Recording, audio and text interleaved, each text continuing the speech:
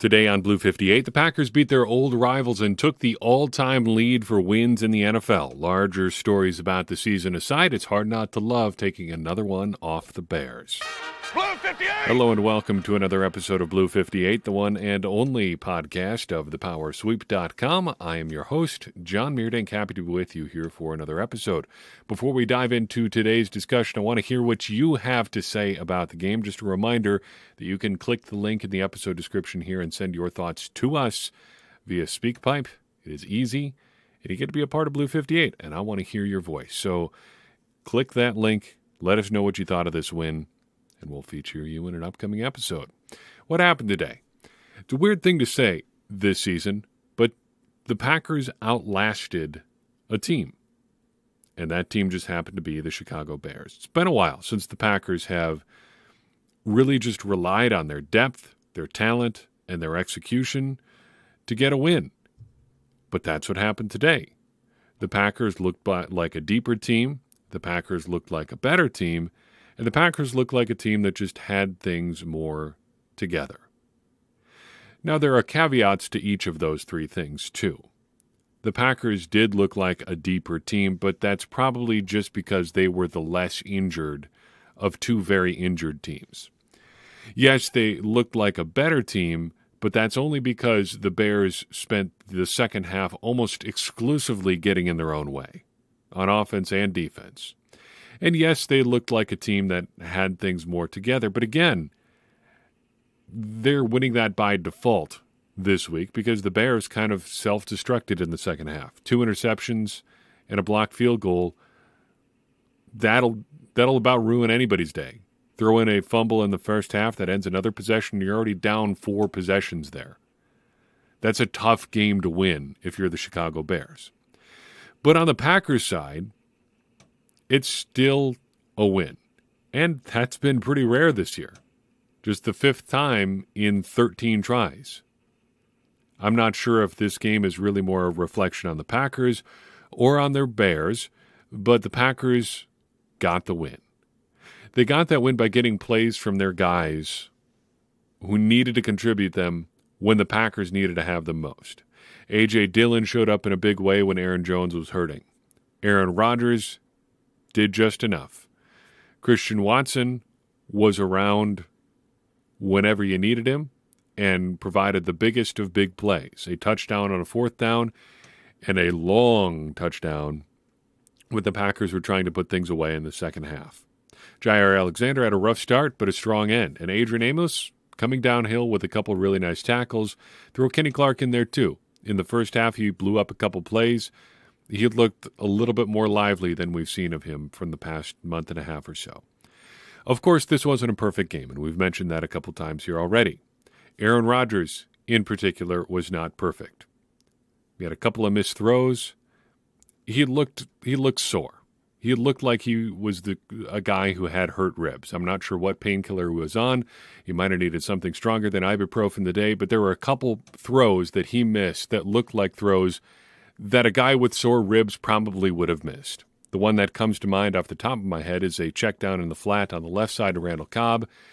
He sailed it just completely over Cobb's head. Not that it's that hard because Cobb is like 5.5 feet tall, but there was no chance Cobb could catch that ball. And it just looked like Rodgers was not in a physical place where he could make that throw.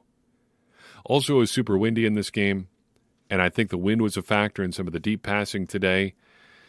This was also, though, a game where you couldn't help but throw deep because the Bears were so bad in the secondary. And the refs were really letting them play out there today. There was a lot of contact on a few deep balls for the Packers. They had back-to-back calls on a scoring drive for the Packers, but that was really about it. Pretty lightly officiated game, which, I never mind seeing. But the Packers were trying to go deep. Chicago responded by getting whatever hands they could on receivers, and that'll happen. But the deep passing game was not there. Part of that was Rodgers' fault, too. The defense, don't get me started. Definitely, partially better in the second half, but Fields still finished the day with just 4 incomplete passes. 2 of them were picks. He did plenty of damage running, too. And yet, here we are with the Packers win. As we said in the lead-up to this game, it was not necessarily the optimal situation. since the Packers aren't necessarily hoping to pile up wins at this point. They're going to keep doing things basically this way until they're mathematically eliminated. But if you have to get a win that you don't necessarily want, I'll take this one. Beating the Bears is always good. Beating the Bears to take over the league's all-time lead in wins, that's pretty good too. Sweeping the Bears on the season, I'll take that every time. And going into a bye week with a win, a bonus on top of all of it. An expression comes to mind thinking about this game. Don't look a gift horse in the mouth. Supposedly, I don't know, you can tell a horse's age by looking at its teeth. At least if you know what you're looking for. If I looked at a horse's teeth, I would be able to tell you whether or not it has teeth, and then I would probably rather stop looking at that, because I don't know if you've ever seen a horse with its mouth open. It's kind of terrifying. Anyway, the saying is getting at the fact that if someone gives you a free horse, don't bother checking, because if you're in a situation where you need horses, you're better off with the free horse no matter what the age it is. Don't find out the bad stuff if you don't have to. Apply that saying to the Packers situation. Did the Packers improve their draft position today? No, they did not. Did the Packers get a look at Jordan Love? No, they did not. But they got the win. And a win over the Bears is good. And a win over the Bears with all of those other things attached to it, that's even better. And that's the gift horse. Yep, if you're looking at the Tankapalooza standings or the evaluation of Jordan Love going forward, it's not what you wanted. I get that. But if I got to beat somebody in a win that I don't necessarily want to have, I'll take a win over the Bears. Let's talk about 3 good things from this win. First and foremost, Christian Watson. Just a rare threat with the ball. With and without the ball, it seems at this point, because they were talking all game long about how the defense is constantly aware of where Christian Watson is. Not that it apparently does you any good, because he could just run away from you anyway. The Packers have had a lot of good offensive players in my lifetime. Just off the top of my head, we can go back to Robert Brooks and Antonio Freeman and Dorsey Levens and Edgar Bennett and Ahman Green. Throw Bill Schrader in there, too, in the late 90s, early 2000s. Javon Walker for a season or two there. Jordy Nelson, James Jones, Randall Cobb, Devontae Adams. All of these guys dangerous in their own ways. And I'm leaving a bunch of guys out, too. Ryan Grant. There's one who had more than his share of big plays. Eddie Lacy. You get it. I don't know if there's been another one who's as frightening as Watson. It feels like any time he touches the ball, it could be a score. And Ahman Green feels like the only other player that comes to mind that was as close to that kind of threat. The Packers have been taking pains to put him in situations to maximize that speed. If you pay close attention to where he's lined up in the Packers formation, he's been number 3 in their trips formations a lot. So they got 3 receivers to one side. You count from the outside in, 1, 2, 3. He is that third guy on the inside. That is where Marquez Valdes-Scantling was a lot of times, and that's a great way to get some advantageous matchups for a really, really fast player. If they go man, chances are they have to really rework a lot of their secondary to make sure they've got a defensive back on him, because if they don't, he's going to barbecue a linebacker. If they go zone, he's probably going to have a free release through the middle of your defense. And either way, that is something that is working to the Packers' advantage and specifically working to Christian Watson's advantage. He is becoming not just a threat, but a real receiver in real time in front of our eyes, and it's been a lot of fun to watch over the last month or so. A.J. Dillon steps up big for the Packers today. 18 carries, 93 yards, and a touchdown, 3 catches, 28 yards. Big game for A.J. Dillon. With Aaron Jones down, the Packers needed somebody to help keep the offense humming along, and he did that. And outside of the Titans game in 2020, I think that this was his best game as a member of the Green Bay Packers. 18 carries, ties his third highest output there in terms of just raw carries. Well over 100 yards, all-purpose yards on the ground. Just consistent yardage. A couple of explosive carries in the ground game. He had a great day today, and the Packers needed that in a big way with Aaron Jones banged up a little bit. And finally, I want to conclude the good things segment by talking about Jaire Alexander. Because yes, he gave up the big play to Equanimeous St. Brown. Yes, he gave up the big play to N'Keal Harry, but he also sniffed out 2 screens, 2 tackles for loss there. He made a great play on the interception. And I think overall he was a net positive for the Packers defense. My suspicion is that the big play to N'Keal Harry was the Bears' breaking tendency, because Jaire Alexander got beat on a double move there, or an out and up. Not necessarily a double move, but he got beat biting on the short route. And he was biting on the short stuff all day. And twice it resulted in tackles for loss. One of those times was nearly an interception as well. I think the Bears were probably just breaking tendency a little bit there, going deep with N'Keal Harry, who's not known for like explosive deep speed. Just they caught the Packers looking there. They caught Jaire Alexander looking in particular. But overall, I'd like him gambling a little bit. I know it seems like headhunting or, stuffing his own box score. The Packers could use a little bit more of that, quite honestly, because their defense this year has been far too passive. And the trade-off of not being passive is giving up a couple of big plays. The St. Brown big play, okay, not ideal, sure. But I don't necessarily mind Jaire Alexander trying to make a play for the Packers. And that, I think, is what was happening on the Harry play. And, if the Bears stick with their tendency and go with a quick out there, it's 6 points the other way for Jaire. So you got to take with the good with the bad sometimes. I know he's got a big contract and you expect a certain level of performance from him. I get it. I understand. I think it was still a net positive day from Alexander for the Packers. And I think you will accept some of those big plays coming your way if he is making big plays on the other end too. And he did that for the Packers too. I mean, 2 tackles for loss and an interception is still a pretty good day at the office, even with those two big completions as well. I think it was a net positive day for Alexander and the Packers. On the flip side, the overall defense, not great. In some of the specifics, I think the defense was pretty good. They do end up holding the Bears scoreless their last 2 drives, ending those drives with interceptions, sure. But in the aggregate, I think the defense is pretty bad. It's hard to give the Packers defense a ton of credit for the Bears really just messing things up, because they seem to be moving the ball pretty well outside of those interceptions and I guess the fumbles too by Claypool. Fields ran a lot, could have gone for more. It just kind of stopped in the second half, and it didn't seem to be from anything the Packers really did. They were going with the handoffs on the zone reads a little bit more often, which I guess you could say is something the Packers are doing. But given how successful Fields was, I'm not sure why they would start trying to give it a little bit more inside. Maybe the Packers are just really overcommitting to stopping him on the outside. Who knows? But it feels like they left some opportunities on the table there. The Bears did in running with Fields. Still had a very accurate day as a passer. Just the 4 incompletions. Yes, 2 of them were intercepted, but the Packers were not doing a whole lot other than those 2 interceptions to really slow down Fields in the passing game.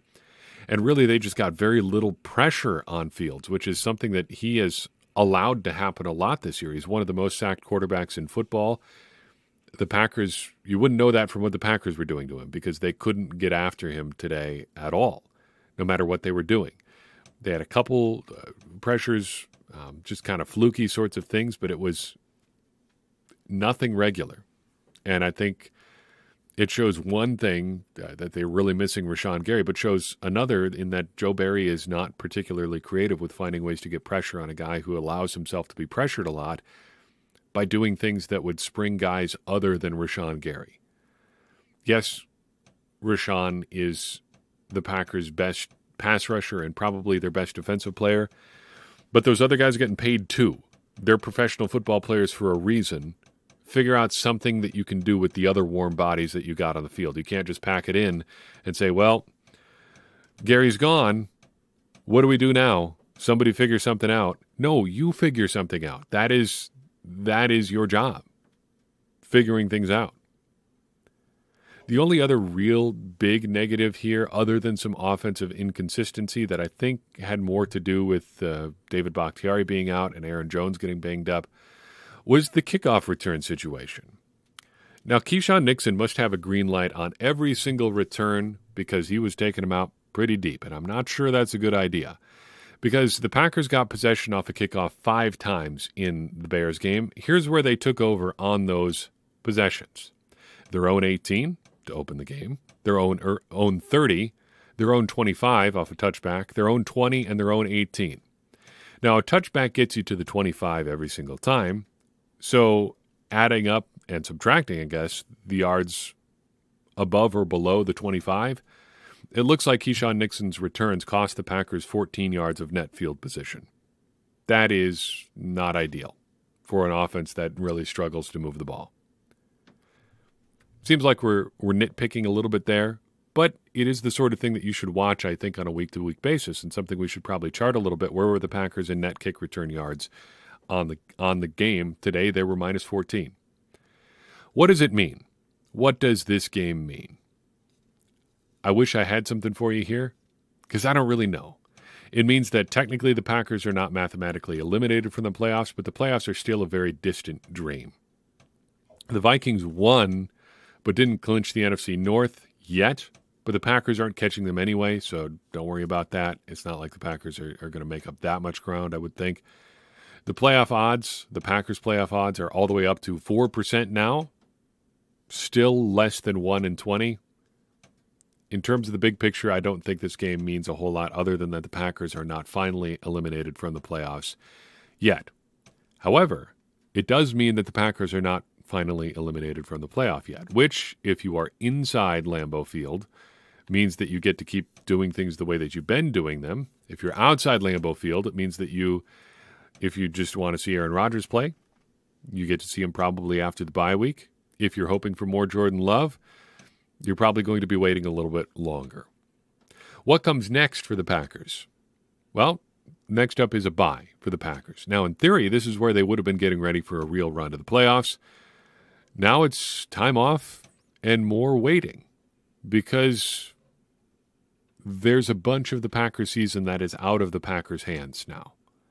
I wouldn't be surprised if over the bye week we did get some contract news. There was some movement for the Packers this week saying that, they restructured Dean Lowry's deal to free up like $1.5 million in cap space. I think that means one of two things.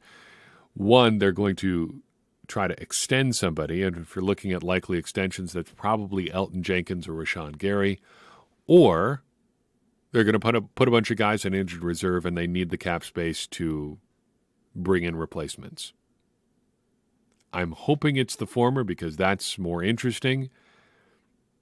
Whether or not it's the latter, well, if they had lost today, it would almost, I think, certainly have been that, because I don't think they're in a rush necessarily to extend either Jenkins or Gary. But we're kind of in wait-and-see mode. The Packers apparently need some decisions made for them. Rookie watch. How'd the draft class do today? Quay Walker leads things off, 3 tackles, 4 assists. Having a fairly quiet game isn't necessarily bad. Didn't make any plays on the ball or on the opposite side of the line of scrimmage. He did have that nice chase down on Justin Fields, which is not nothing because Fields is about as fast as they come for quarterbacks. Devontae Wyatt finishes with just 1 tackle. Made a pretty nice play on that tackle, though very close to being a tackle for loss. Showing up in the run game is a sure way for Devontae Wyatt to get more plays. Christian Watson, what else do we need to say? He is that guy. This is the 3rd time in Packers history that a player has had 7 or more receiving touchdowns in a season, along with 2 or more rushing touchdowns. The only other 2 are Johnny Blood and Don Hutson, both proud members of the Pro Football Hall of Fame, and incidentally, both known for their incredible speed as well. Elsewhere in the draft class, Sean Ryan is still suspended. Romeo Doubs is still hurt. Zach Tom got the start at left tackle today with David Bakhtiari out for his appendix situation. And man, is this the unluckiest guy in the world? It kind of seems that way. Did he make some sort of Faustian bargain for that big contract back in 2020? Did he wish on some kind of monkey's paw? Did he make a deal with some sort of archfey or something like that is granting him great financial success in exchange for his body literally falling apart on a weekly basis? Man. But we got to see Zach Tom. And I didn't really notice Zach Tom, so that is a good thing, I would think.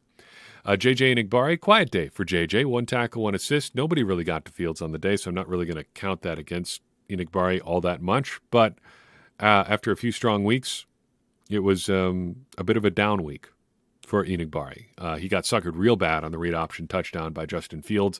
Dove hard after the running back fake there. I don't know the exact terminology, what that's supposed to be, but you ride the running back there, and then if the defensive end commits or edge player commits, you pull it and run.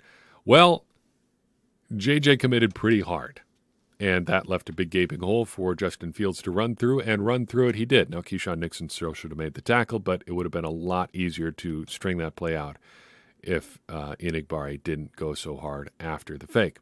Tariq Carpenter had 1 assist tackle on special teams. Jonathan Ford was inactive. Rasheed Walker was inactive. And Samori Toure rounds out the rookie report with 1 catch for 7 yards. He was also the outside receiver in the trips formation on Watson's 4th down touchdown catch. Did not see the ball come his way on that particular play, but it seems to have worked out fairly well for the Packers that he did not.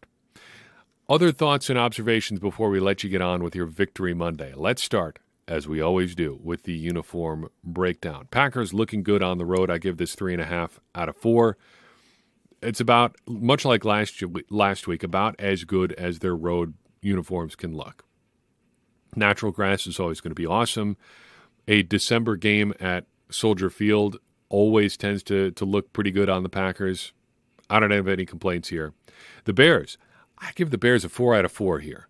This is the best Bears look by far for me, blue over white. I always forget how much I like their number font until I see it again. Just nice-looking uniforms. Classic. Blue and orange looks good. The white looks good. A 2 out of 2 on the matchup, giving us a total score of 9.5 out of 10. Just as a curiosity, and I'd be interested to see what anybody else thinks about this, I would be interested to see what a green versus blue matchup looks like with the Packers and Bears here. Packers in their green, Bears in their blue. That could be a lot of fun. NFL has done some color versus color matchups. It was the specific color rush thing a few years back.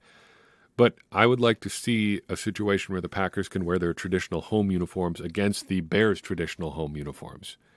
Surely we can make that happen, can't we? Also, in the sphere of uniform stuff, I noticed a weird thing about the Packers' socks a couple weeks back, and now I have completely lost my mind. So, I guess it was just last week. Christian Watson scores on the big play against the Eagles. He had the white part of his socks pulled up so high over his green tights or undergarment or whatever that you almost couldn't see the green at all. And I actually spent quite a bit of time trying to figure out if he had any green on at all. He does, and you can see a little bit more of it today. But that caused me to look at what other guys are doing with their sock situation in a little bit more detail. The defensive backs are doing all kinds of weird sock stuff on the Packers. Rasul Douglas, today, definitively not wearing any green at all, just all white below the knee. Tariq Carpenter, very high whites, almost like Christian Watson. Jair Alexander and Keyshawn Nixon both do it even stranger. Both of them have white on top and green at the bottom, like inverted sock scheme. I'm not sure what that's all about, but it's interesting. On the other end of the spectrum, Randall Cobb is almost entirely solid green below the knee. Almost no white showing at all.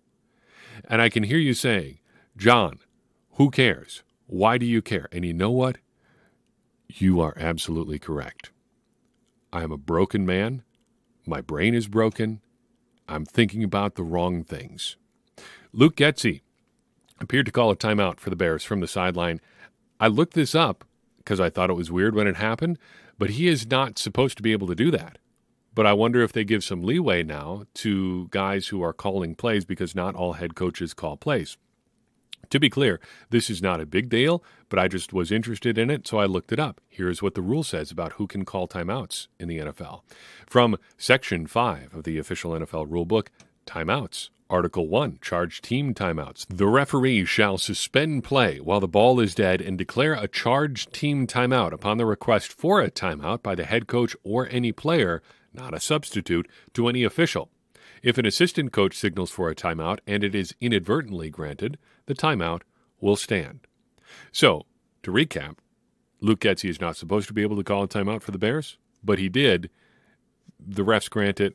It's not a big deal, but by rule, he's not supposed to be able to do that. I was just interested in the procedure. I'm not saying the Bears got away with anything here. I was just curious.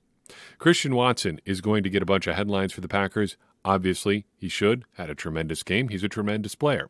Allen Lazard, though, also had a very good game, too, I thought. 5 catches for 67 yards. I had him down for at least 2 explosive plays. It may have been more.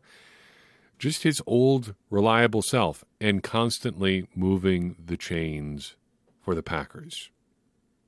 It was kind of lost in the overall game story, but there was a pretty bad blown call in the second half that could have really cost the Packers. And I wonder if we'll get any kind of explanation on this, or if the Packers will take any steps towards getting this reviewed by the NFL. But the Packers, on their first drive of the second half, ran A.J. Dillon up the middle on 2nd and 3, and he tripped. But then he got up and ran for the first out before he was taken down. The play, however, was blown dead, and the ref said he was down when he tripped initially. On 3rd down, the Packers go deep. Questionable decision. They didn't get it, and they ended up punting. But A.J. Dillon was very clearly not down on that 2nd down run.